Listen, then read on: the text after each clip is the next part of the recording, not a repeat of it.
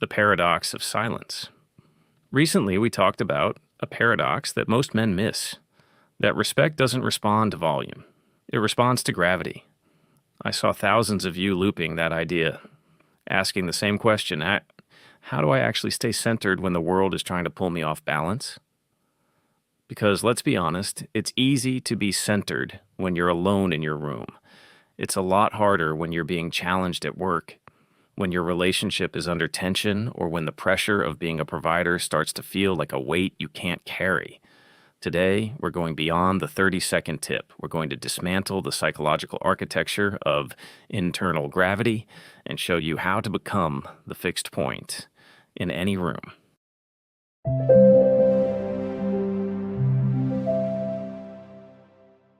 The physicality of weight. Gravity isn't just what you say, it's how you occupy space. I want you to think about the concept of physical weight. Nervous energy is light. It's characterized by micro movements, tapping your foot, touching your face, shifting your eyes rapidly from side to side. These are all leakages of your gravity. They tell the observer that you are uncomfortable in your own body. To build steadiness, you must practice stillness. Imagine there is a heavy chain anchored from the base of your spine into the earth. When you sit fully. When you stand with your weight distributed evenly. When you look at someone, your eyes should be heavy, not staring them down in a challenge, but simply refusing to be the first to look away out of discomfort. This stillness signals to the primitive brain of everyone around you that you are a predator, not prey. You aren't scanning for threats because you are the most stable thing in the environment. Stable. The low frequency principle. Finally, let's talk about the low frequency principle. Have you ever noticed that when people get nervous or defensive, their voice goes up in pitch? Their sentences get faster? They start using more words to explain simple concepts. This is high frequency behavior. It's an attempt to fill space to avoid judgment.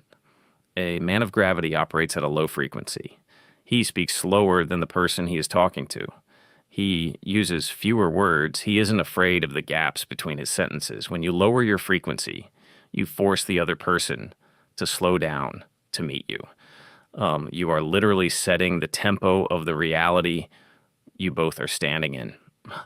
Remember, the man who is in the biggest hurry to speak is usually the man who is the most afraid of not being heard. The man of gravity knows that when he speaks, the room will wait.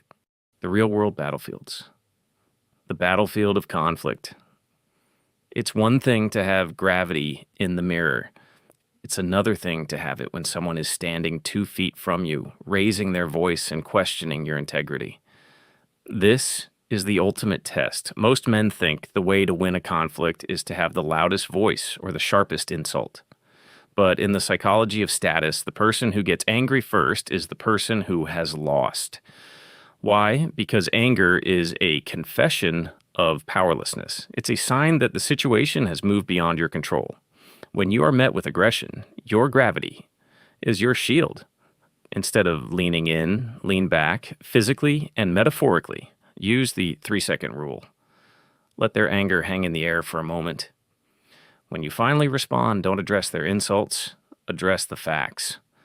By refusing to meet their high-frequency energy with your own, you force them to realize that their weapon, their anger, has no effect on you. That is how you win a conflict without ever firing a shot. The battlefield of leadership. Leadership isn't a title. It's a psychological state.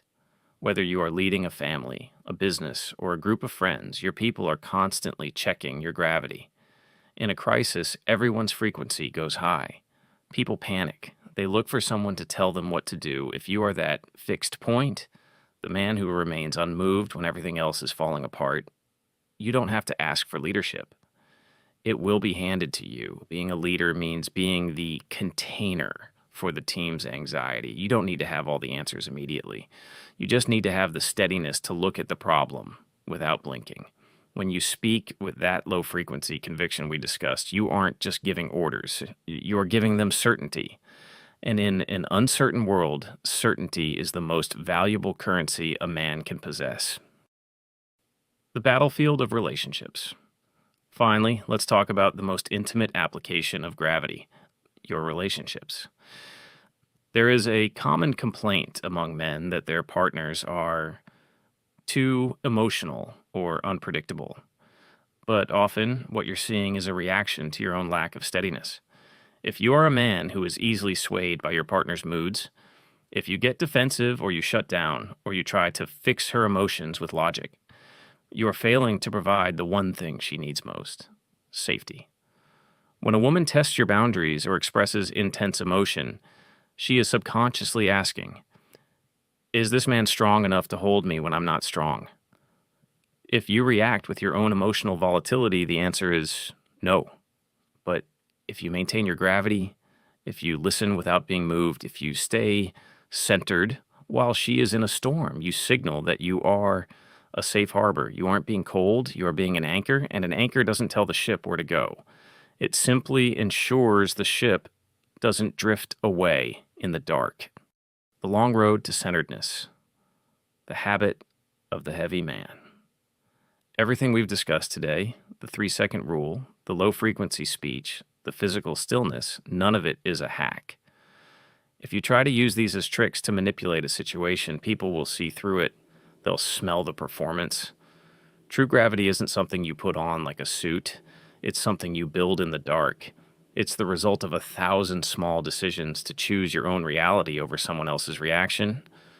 It's built every time you choose to sit in discomfort rather than speak a nervous lie.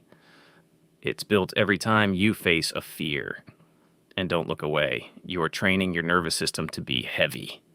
And like any training, it requires repetition. You don't go to the gym once and expect to be strong. You don't watch one video and expect to be unshakable. You have to practice being the fixed point when the stakes are low, so that when the stakes are high, your body already knows what to do. The 30-day gravity challenge. I want to give you a challenge for the next 30 days. 3 simple rules. The pause. In every conversation, wait 3 seconds before responding to a question or a challenge. 0 explanations. Stop explaining yourself when you haven't done anything wrong. If you make a decision, state it. If someone disagrees, let them. Don't bleed your power by begging for their understanding. The stillness. Once a day, find yourself in a moment of tension, a difficult email, a traffic jam, a disagreement, and consciously drop your shoulders, plant your feet, and breathe. Prove to your brain that the noise cannot move your body. Commit to this. Write "I'm in the comments if you're taking the 30-day challenge. Let this comment section be the place where we hold each other accountable. Let's close here. Being a man of gravity isn't about being a statue. It's about being a man who is so deeply rooted in his own values that the storms of the world can't blow him away. It's about being the safety that your family needs and the steadiness that your community respects. If you haven't seen the first part of this series, where we break down the paradox of approval, watch it here. What it really means to be a man. Because once you understand why the world responds to respect, you'll realize that the most powerful thing you can ever be is centered. I'm Sam Menz, Male Psychology Skool, and I'll see you in the silence.